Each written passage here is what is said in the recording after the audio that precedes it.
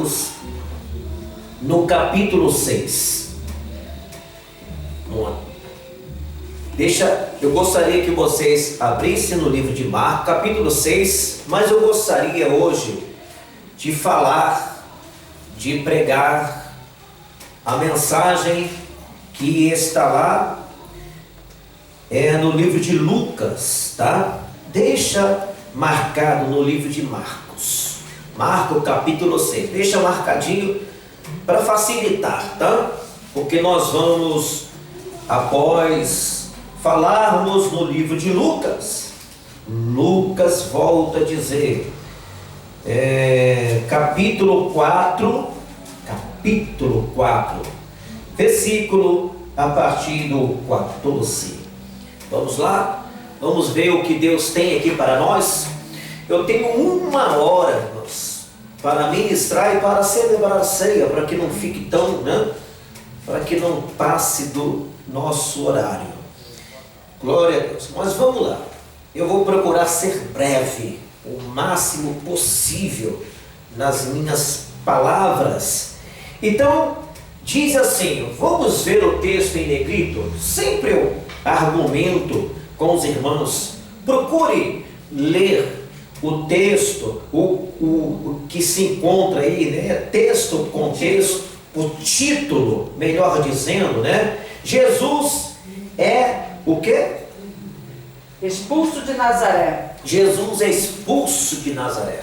Ele estava começando o seu ministério, tá? Agora nós vamos ver por que Jesus fora expulso de Nazaré. Ele é natural, tá? Jesus, ele é natural, porque ele nasceu em Belém da Judéia, tá? Mas a sua mãe, os seus pais, que eram natural de Belém da Judéia, foram morar na Galileia, numa cidadezinha chamada Nazaré.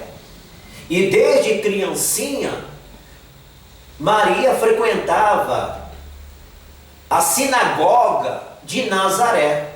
Nazaré era uma cidade pacata, uma cidade simples, uma cidade povoada, tá?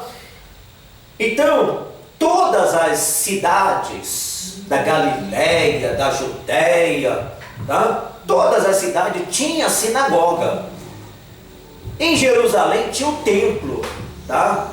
A igreja, o templo, tá? O templo feito por Salomão.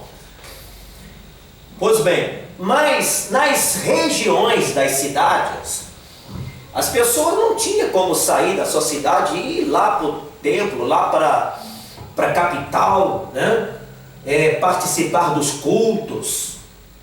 Então, o que eles faziam? Então, faziam uma congregação, tá? Uma filial. Isso chama-se sinagoga para os judeus, onde eles reuniam e serviam a Deus, ouvindo a palavra de Deus, os ensinamentos.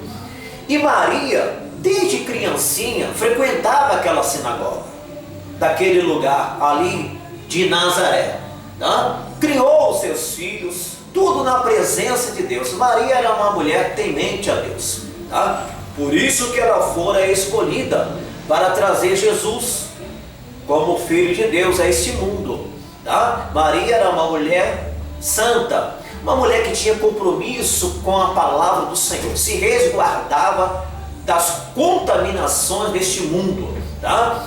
Então, veja bem, aí Maria cresce, tá? Maria tem o seu filho, Jesus cresce, e aí ele vai para o deserto, ele começa a jejuar, e aí terminando aquele jejum todo, aí ele começa a se despontar, tá? Se apresentar como um filho de Deus. E com isto, tá? Com isto ele entra, porque foi um dia de sábado, todo sábado a sinagoga era aberta para receber os irmãos, para receber o povo, e era sempre no período da manhã. Então ele entra na sinagoga e ali sentado, dá-se na mão do Senhor Jesus Cristo o livro, o Torá, o livro da lei, o Pentateuco, tá? O livro de Moisés. Então, entre esses livros, Jesus abriu no profeta Isaías, capítulo 61. Jesus abriu, pegou os livros, porque era rolo, eram muitos livros, né? Um rolo. Então ele foi lá de propósito, pegou aquele rolo cheio dos livros e abriu lá no livro do profeta Isaías 61. E o que diz o livro do profeta, o livro 61? Hoje nós temos a nossa página 61. Mas o que dizia lá na lei do Torá? Dizia desta forma, tá? Pastora Quitéria. Chegando a Nazaré, onde fora criado. Ele fora criado em Nazaré. Lembrando que Jesus era natural de Belém da Judéia, tá? Ele era belemita, mas a mãe dele residia na Galiléia, em Nazaré. Ela era também natural de lá. É como se fosse eu saí do meu estado, né, Rio de Janeiro, e vim morar em São Paulo, tá? Só que Maria teve o filho Jesus lá no lugar aonde ela residia. Depois ela voltou para Nazaré e ali começou a criar Jesus. Então continue. Chegando a Nazaré, onde fora criado, entrou num dia de sábado, segundo o seu costume, na sinagoga, e levantou-se para ler. Um destaque: entrou na sinagoga segundo o quê? O seu costume. O seu costume. Então Maria frequentava aquela sinagoga. Pois bem, desde criança Jesus ali sendo ensinado naquela sinagoga, então durou-se, tá? Jesus tinha 30 anos quando fora batizado. Ele tinha a idade de 30 anos, ele estava iniciando o seu ministério. Então, 30 anos frequentando uma sinagoga, irmão. Todos conheciam a vida de Maria, a vida de José, seus filhos.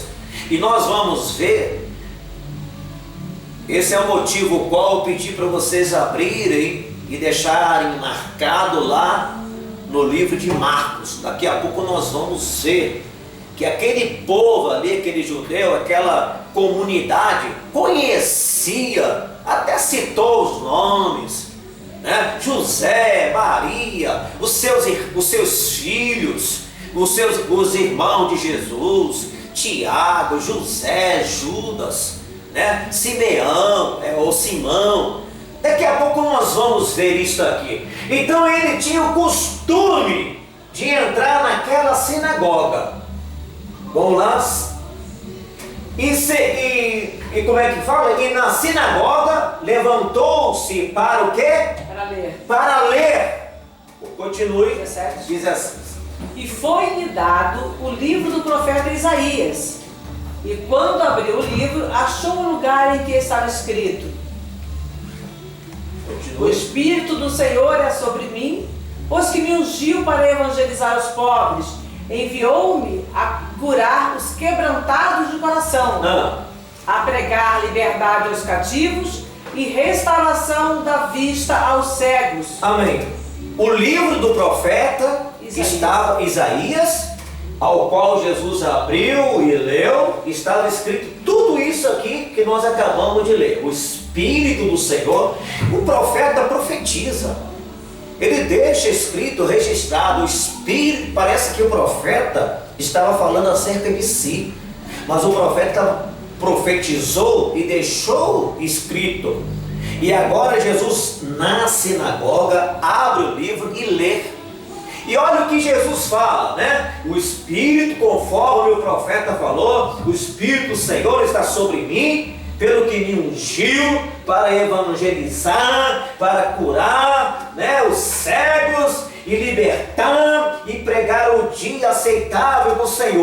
Continue. E cerrando o livro e tornando-o ao dar ao ministro, assentou-se, e os olhos de todos na sinagoga estavam fitos nele. Ele fechou o livro e assentou para explanar aquilo que ele houvera lido, tá? Então você vê aí, olha o hábito, não era ficar pregando na igreja em pé, eles assentaram, todos estavam ali assentados ouvindo, e aquele que lia, tivesse a oportunidade para ler o livro, que tinha capacidade para ler, o livro fora escrito em hebraico, tá? E todos ali falavam em aramaico. Alguns conheciam o hebraico, entendiam e falavam, mas muitos não sabiam ler. E Jesus perfeitamente, irmãos, perfeitamente, filho do carpinteiro, filho de Maria, ele chega a ler o livro em hebraico e agora ele começa a falar na linguagem aramaico, que todos ali poderiam alcançar e entender. Vamos ver aqui, encerrando o livro, quer dizer, ele fecha o livro e tornando-o a dar ao ministro, assentou-se, e os olhos de todos na sinagoga estavam o quê?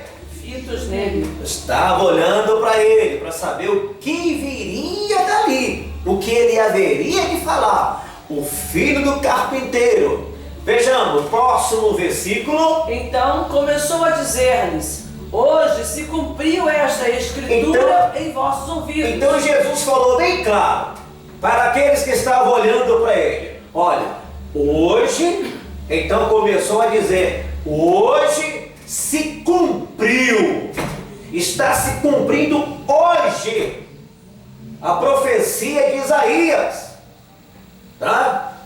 Se cumpriu esta escritura em vossos olhos. Vocês estão vendo a palavra do profeta se cumprindo hoje. O que você está falando? Em vossos ouvidos. Em vossos ouvidos. Vamos lá. E todos lhe davam testemunho e se maravilhavam das palavras de graça que saíam da sua boca e diziam: não é este o filho de José? E ele lhes disse: sem dúvida me direis este provérbio: médico, cura-te a ti mesmo. Faze também aqui na tua pátria o que ouvimos ter sido feito em Cafarnaum. Sim. Agora vamos ver aqui, olha, quando ele argumenta que hoje a palavra de Deus está se cumprindo, né? Naquele exato momento, e ele fala, se não me fala em memória, ele fala em mim, né? Ou não? Se cumpriu em mim. Se cumpriu em mim, olha só. Aí começa o murmúrio, começa o levante de Satanás. Nesse texto ele fala: hoje se cumpriu esta palavra em vossos ouvidos. Vocês estão ouvindo? Sim. Aí, mas como se cumpriu em mim? Você é o profeta, que você é aquele que haveria de assumir o lugar do profeta, tomar as dores, fazer a obra de Deus? Começaram a se escandalizar e falaram assim: não é esse o filho de José, o filho do carpinteiro? Agora, deixa marcadinho aí, vamos ver lá no livro de Marcos, aonde eu pedi para deixar marcado. Marcos 6. Marcos 6. Vamos lá. 6, capítulo 3. Vai escrever aqui? Já está aqui? Não é este o carpinteiro? Olha, aqui fala com mais clareza. Aqui Marcos vai adiante e dá sequência.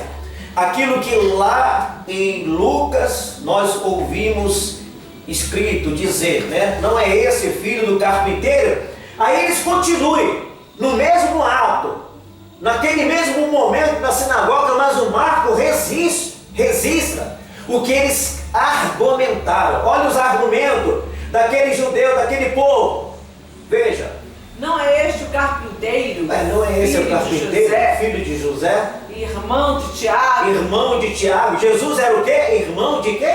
De Tiago. De Tiago. De José. De José. E de Judas. De Judas. E de Simão. E de Simão, tá? Esses 4 nomes aqui, irmãos, não tem nada a ver com Simão Pedro, Judas Iscariote. Esse José aqui não tem nada a ver com o pai de José. Maria e José, depois que teve Jesus, nasceu Jesus. Depois Maria e José tiveram contato, preste bem atenção no que eu vou dizer. Maria teve contato íntimo com seu esposo, ela casou, tá? Teve contato íntimo e teve depois de Jesus. Jesus, ele era o primogênito, ele foi o primeiro filho de José por parte da graça do Divino Espírito Santo. Nasceu Jesus, logo Maria teve contato normal, como uma mulher normal, tá? É pena que as pessoas leem a palavra de Deus e acham que Maria permanece virgem. Eles falam Virgem Maria. E tem pessoas no meio evangélico que ainda expressa Virgem Maria. Maria foi virgem até o nascimento de Jesus. Jesus nasceu, Maria teve relação íntima. E nesta relação, meu irmão, aí sim, aí teve quem? O mais velho depois de Jesus, né? Como que se chama? Irmão Tiago, tá? Vamos ver aqui em cima, leia de novo, pastor. Não é este o carpinteiro, filho de Maria, irmão de Tiago, e de José, e de Judas, e de Simão? E não estão aqui conosco suas irmãs? E escandalizavam-se dele. Então, Jesus tinha quantos irmãos? Vamos ver aí? 4 irmãos homens. Alguém aí também pode, é isso mesmo que você leu? 4 irmãos que Jesus teve. E além dos 4 irmãos que Jesus teve, quantas irmãs? Não diz. Não diz, e nem os seus nomes, mas suas irmãs. Então, se está no plural, então tinha mais de 1, 2, 3, 4, não sei. Eu sei que, se nós formos ver, Maria teve mais filhos, talvez, total, 8 filhos, contando com Jesus. Ou seja, Maria teve 2 mulheres, tá? São 7, e assim por diante. Então fica mais ou menos isso aí. Mas Maria teve filhos. Maria não permaneceu virgem, ela teve filhos, tá? Então esse negócio de Virgem Maria cai por terra quando você começa a ler e descobrir que Maria teve filhos após o nascimento de Jesus.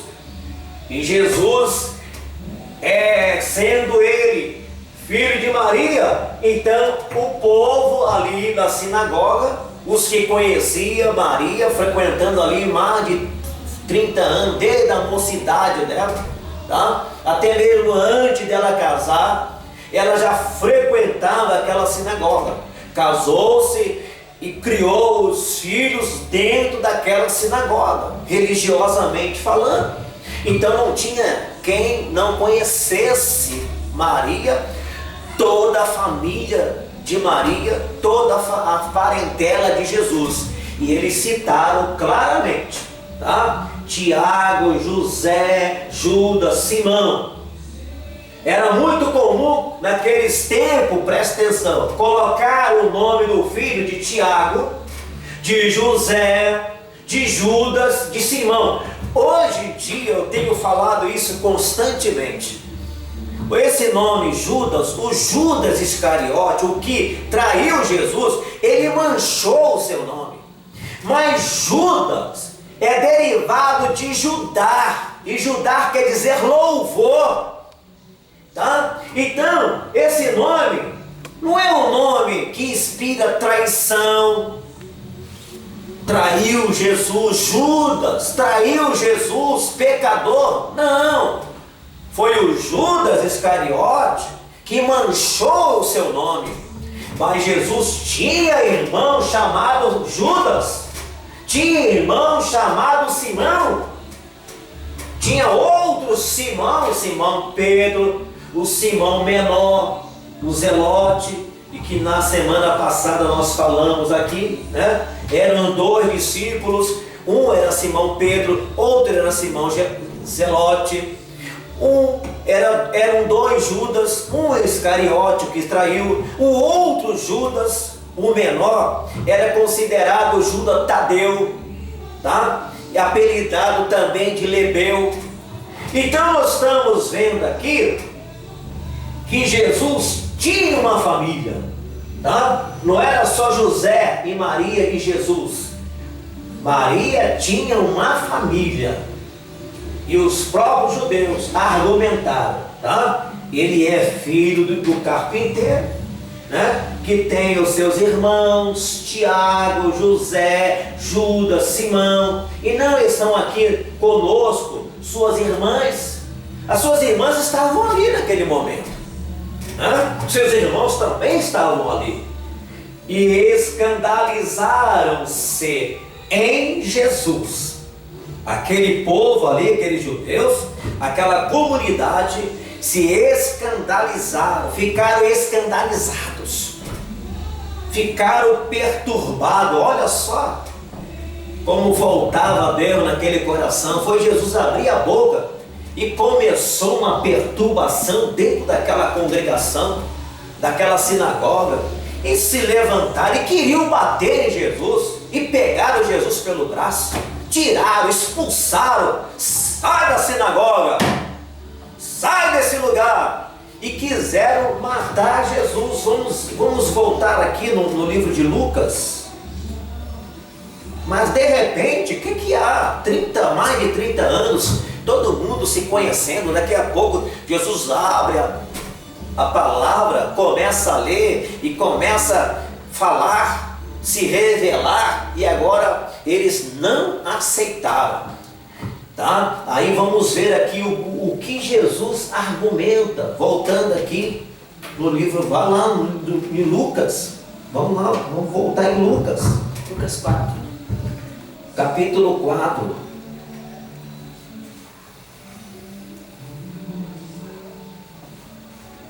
Onde nós paramos, ele foi dado um livro, e o Espírito do Senhor é sobre mim, pois que me ungiu para evangelizar os pobres. E o versículo 18, né?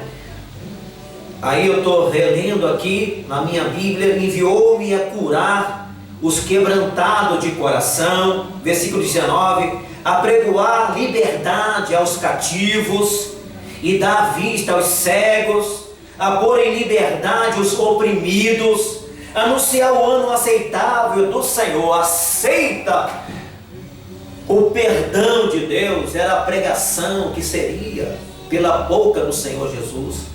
Aceita o Evangelho, aceita a palavra de Deus, receba vida, receba paz, receba renovo. Um novo mandamento vos dou. Vamos dar sequência aqui, versículo 19, eu já li, né? Versículo 20. E encerrando, já foi lido, né? Encerrando o 22 agora. O 22. Vamos ler o 21. Então começou a dizer-lhe: hoje se cumpriu esta escritura em vossos ouvidos. 22. E todos lhe davam testemunho, se maravilhavam das palavras de graça que saía da sua boca, e diziam: não é este o filho de José? 22. Aí ele argumenta. 23, por favor. Leia, pastor. E ele lhes disse: sem dúvida me direis este provérbio. Aí Jesus viu aquele murmúrio todo, né? Aquela pouco caso. Você diz que está se cumprindo, mas você não é filho e tal. Aí Jesus fala assim: olha, sem dúvida, vamos lá? Me direis este provérbio. Me direis esse provérbio: médico, cura-te a ti mesmo. Como que aconteceu esse fato aqui? Quando ele estava na cruz, né? Você não é o Filho de Deus? Você não é o Filho de Deus? Desce dessa cruz ali. Tá? Desce dessa cruz. Salva-te. Aí os que estavam ao lado, como é que fala? Os malfeitores que estavam ali, né? Pediram também, você não é filho de Deus? Dessa cruz, salva você, salva nós também. Aí Jesus olha, ele argumenta antes da sua morte, sem dúvida, né? Vamos lá?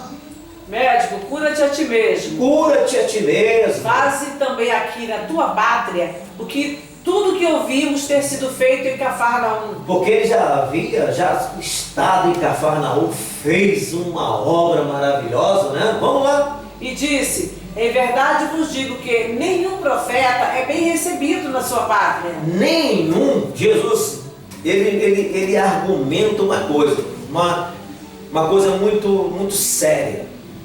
Nenhum profeta, tá? Deixa eu ler aqui. E diz: em verdade eu vos digo que nenhum profeta é bem recebido na sua pátria, tá? Então, se você quer levar a palavra de Deus para dentro da sua casa, você não vai ser recebido. Você não vai ser recebido. Agora, e aí, pastor? O que a gente pode fazer? Você tem que dar testemunho, ganhar com com seu testemunho. Amém? Aí eles vão ver uma diferença na sua vida, uma melhora. Aí vai despertar. Porque se ficar falando muito, eles vão falar assim: mas eu te conheço, você é cheio de erro. E coitado, olha quem fala. Não é isso? Vai ser um uma decepção. Então ninguém que queira evangelizar dentro do seu bairro não vai ser bem sucedido, não. Mas você vai ganhar alma sim. Jesus não está dizendo que você não vai ganhar alma nos seus parentes.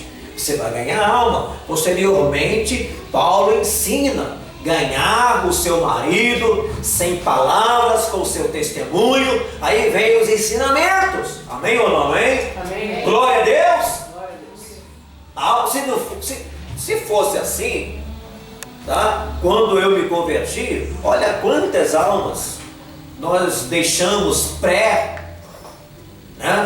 convertida. Meu cunhado que muito me criticava, minhas irmãs, e dentro de casa, todo mundo começou a se levantar, a criticar.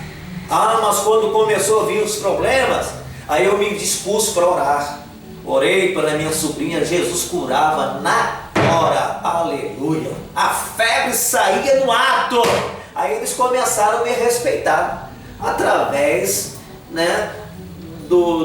da minha forma de orar e também do meu comportamento. Comecei a melhorar muito.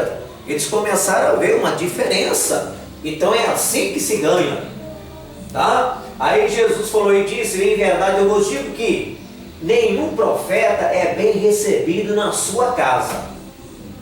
Continue. Em verdade vos digo que muitas viúvas existiam em Israel nos dias de Elias, quando o céu se cerrou por 3 anos e 6 meses, de sorte que em toda a terra houve grande fome. Olha, aí Jesus argumentou uma coisa, olha, sem dúvida, tá? Eu vou dizer uma coisa para vocês, isso dentro da sinagoga, tá? Olha, no tempo do profeta quem? Vamos lá. Aqui em Israel, no tempo do profeta Elias, quando o céu se encerrou, Elias profetizou: a partir de hoje não vai chover, não vai cair orvalho algum, segundo a minha palavra. O que aconteceu? Uma fome muito grande. Houve ali uma fome em Israel, toda a terra ali do Oriente passaram por privações e necessidade. Jesus estava argumentando algo que acontecera bem antes dele vir ao mundo. Aí ele argumenta as escrituras. Olha, está lá no livro de Reis, né? Em verdade eu vos digo que muitas viúvas existiam em Israel nos dias de Elias. Mas quando o céu se cerrou por 3 anos e 6 meses, de sorte que em toda a terra houve grande fome. Aí Jesus argumenta, próximo versículo. E a nenhuma delas. E nenhuma delas, tá, foi enviado Elias, senão a Sarepta, uma mulher estrangeira de Sidom. A uma mulher o quê? Viúva. Olha o que Jesus está dizendo aqui, olha. O profeta, ele não foi sustentado por alguma viúva daqui de Israel. O profeta teve que ir lá para o estrangeiro. E lá ele foi sustentado pela viúva. Ou seja, o profeta Elias chegou na casa da viúva e falou assim: olha, traga um bolo primeiro para mim, porque assim diz o Senhor: a farinha da panela não vai acabar, e nem o azeite da botija não vai acabar, enquanto essa fome não terminar. Amém? Então ela foi vivendo comendo daquele bolo, até a fome terminar, até Deus enviar prover dos céus, chuva. Aí ele está dizendo assim, está vendo? Em Israel, ninguém acolheu o profeta. Em Israel, cheio de mulheres viúvas, poderia sustentar Elias. Mas Deus envia Elias para fora. Porque, veja bem, dentro da sua cidade, do seu país, tá? É menosprezado muitas vezes os profetas. Jesus estava dizendo isso. E ele estava ali dentro da sua cidade, dentro da sua sinagoga. E agora, ao invés das pessoas receberem a palavra de Deus, aí eles começam a rebater: mas você não é filho de Maria, e filho do carpinteiro? Não está aqui sozinho. Que negócio é esse de estar se cumprindo hoje a palavra de Deus? Que você é o quê? É profeta? É? Está se achando? Veja bem, foi rejeitado Jesus. Versículo próximo 27. Pode ler. E muitos leprosos havia em Israel no tempo do profeta Eliseu. E nenhum deles foi purificado, senão Naamã, o sírio. Dentro de Israel também havia muitos leprosos, mas ninguém recebeu cura, senão o sírio, o estrangeiro, entrou dentro de Israel, procurou o profeta Eliseu. Eliseu falou assim: olha, vai até o Rio Jordão e mergulha-te 7 vezes e ficarás limpo. Ele sai de fora para receber cura. E o povo de Israel, irmãos, não tinha, está todo mundo morrendo, todo mundo leproso, todo mundo com falta de Deus, com sede de Deus, mas o coração estava duro. Eles não davam lugar para o Filho de Deus, para o profeta, não honravam o profeta. Continue. E todos na sinagoga, ouvindo estas coisas, se encheram de ira. Eles ficaram irados com Jesus, ou seja, ficaram manifestados, sabe? Mas deixaram o inimigo tomar as mentes deles. Eles ficaram irados com Jesus, né? De ouvir aquela palavra, ao invés de receber de bom grado, ficaram com raiva de Jesus. O que aconteceu? Próximo versículo. E levantando-se, o expulsaram da cidade e o levaram até ao cume do monte em que a cidade deles estava edificada, para dali o precipitarem. Levantaram, pegaram Jesus e levaram ele para um cume. Vamos levar ele lá para o monte, lá para o morro. Ele, porém, passando pelo meio deles, retirou-se. E Jesus, passando pelo meio deles, se retirou-se. Amém? Glória a Deus. Olha o poder de Deus aí, irmãos. Olha a graça do Senhor. Não era o momento de Jesus morrer. Jesus não haveria de morrer daquela forma. Senão no primeiro momento do seu ministério, nos primeiros meses do seu ministério, ele seria morto. Mas essa não seria a forma que Jesus viria morrer para glorificar o nome do Senhor. Porque ele haveria de morrer numa cruz. Cruz é símbolo de maldição. E ele houvera de se fazer maldito por nós. Se Jesus se fez maldito por nós, todos nós, preste atenção no que eu vou dizer. Diante de Deus, irmãos, os homens nasceram fora, como pecador, como direito a morrer, a perder-se a sua alma, a sua vida. Os homens estão mortos. Quem dá a vida é Jesus. Tá? Quando você recebe Jesus Cristo como seu Salvador, quando você aceita Jesus Cristo na sua vida, toda mancha do pecado, Jesus te perdoa, limpa, remove todo o teu pecado e toda a maldição que se encontra na vida da humanidade. Porque a humanidade está sob pena de maldição. Maldito de Deus, não é o que o profeta fala? Isaías 53, leia por favor. Maldito. Por isso que Jesus morreu numa cruz como um maldito, um malfeitor, para que possa tomar as nossas maldições. E as pessoas não sabem que elas estão levando sobre si o peso da maldição, o peso do pecado. Ninguém conhece. Por isso que Jesus falou: perdoa-lhes, porque eles não sabem o que fazem. Isaías 53, abre aí, pastor, por favor. Qual versículo você quer ler? Quando fala, tomou sobre si as nossas maldições. 53, 4. Pode colocar aqui, por favor. Verdadeiramente, Ele tomou sobre si as nossas enfermidades. E as nossas dores levou sobre si. E nós o reputávamos por aflito, ferido de Deus e oprimido. Aonde fala aí sobre maldito? Vamos lá. Dependendo da tradução. Depende da tradução. Qual a tradução que fala sobre maldição, por favor? Alguém aí pode ver, argumentar aí? Maldito de Deus, oprimido. Fala sobre opressão. Opressão, né? Igual? Alguém fala aí, vê? Maldição. Maldito, acho que está na corrigida. Na corrigida. No 7 só que fala que ele foi oprimido. Oprimido. Ele foi oprimido, mas não abriu a sua boca. Como o cordeiro foi levado ao matadouro, e como a ovelha muda perante os seus tosqueadores, ele não abriu a sua boca. Sim. Mas tem um outro versículo também que fala sobre isso. Então, se não encontrar, se não tem essa palavra maldito, então, mas está aqui, né? Mas ele foi ferido por causa das nossas transgressões. Quem é o transgressor? Somos nós, homens pecadores. Adão e Eva, desde o tempo de Adão e Eva, Deus não fez o homem pecador, Deus fez o homem íntegro.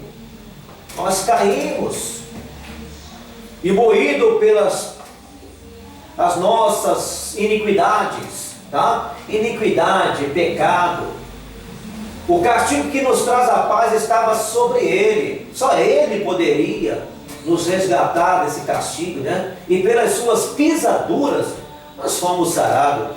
Tudo que fizeram no corpo de Jesus, chicotada, né? Coroa de espinhos, cravo nas mãos, enfiaram a lança de uma das suas costelas, saindo sangue, tá? Então, pelas suas pisaduras, pelas suas dores, fomos nós sarados, tá? Ele morreu pelas nossas dores. Ele falou assim: olha, deixa, é vocês que têm o direito, tá? Sobre pena de maldição, vocês estão em maldição, mas eu vou morrer por vocês. Eu vou me dar para vocês. Eu vou deixar que eu seja martirizado numa cruz, para que eu pague para vocês e vocês sejam livres. Aleluia. Em Gálatas 3,13 diz: Cristo nos resgatou da maldição da lei, fazendo-se maldição por nós, porque está escrito: maldito todo aquele que for pendurado no madeiro. Então ele se fez maldição por nós. Gálatas diz que 3:13, tá? Que ele se fez maldição por nós, se fez maldito. E lá no Antigo Testamento, Deus diz que maldito aquele que for pendurado no madeiro, crucificado no madeiro. Deuteronômio 21:23. Deuteronômio 21:23. Pode colocar aqui para ficar bem claro, para que você possa compreender hoje a palavra de Deus. Deuteronômio 21:23.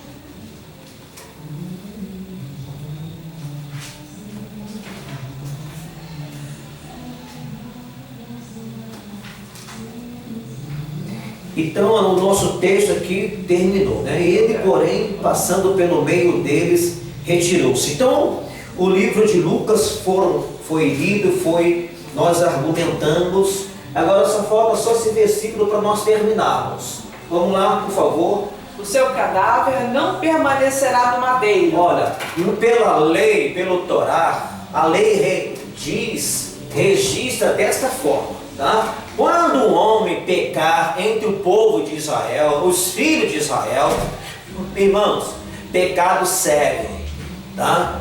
Pecado sério, blasfêmias, matar alguém, fazer algum mal que for digno de morte, tá? Ele foi digno de morte. Então, quando ele for maldito, digno de morte, o maldito diante de Deus, porque ele pecou contra Deus, ele é um pecador quanto mais, ele é um digno de ser lançado fora de Israel, tá? Então, quando o homem chegar a um nível desse de pecado, então, como ele é um maldito, ele tem que ser cravado numa cruz, porque cravou na cruz, ele é um maldito, tá? Ele é um perverso, tá? Ele é um perverso, maldito de Deus, vai ser colocado na cruz, todo mundo sabe,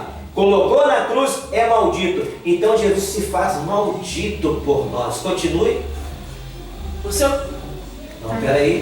cadáver não permanecerá no madeiro, mas certamente o enterrarás no mesmo dia, porquanto o pendurado é maldito de Deus. Assim, não contaminarás a tua terra, que o Senhor teu Deus te dá em herança. Assim não vai contaminar, porque e olha, colocou na cruz, deixou ele agonizar. No dia seguinte, antes da virada, ele não poderia ficar na virada do dia, seria crucificado numa cesta, e no mesmo dia ele tinha que ser morto. Se ali na cruz ele fica ali agonizando, né? Aí o que eles fazem? Quebra ali as pernas para que morra na cruz de hemorragia. Quando colocaram Jesus na cruz, os malfeitores, os ladrões à esquerda, outra à direita, aí para tirá-los, era o momento de tirar, mas Jesus antecipa a sua morte, dizendo: Pai, em tuas mãos eu entrego o meu espírito. Jesus antecipou.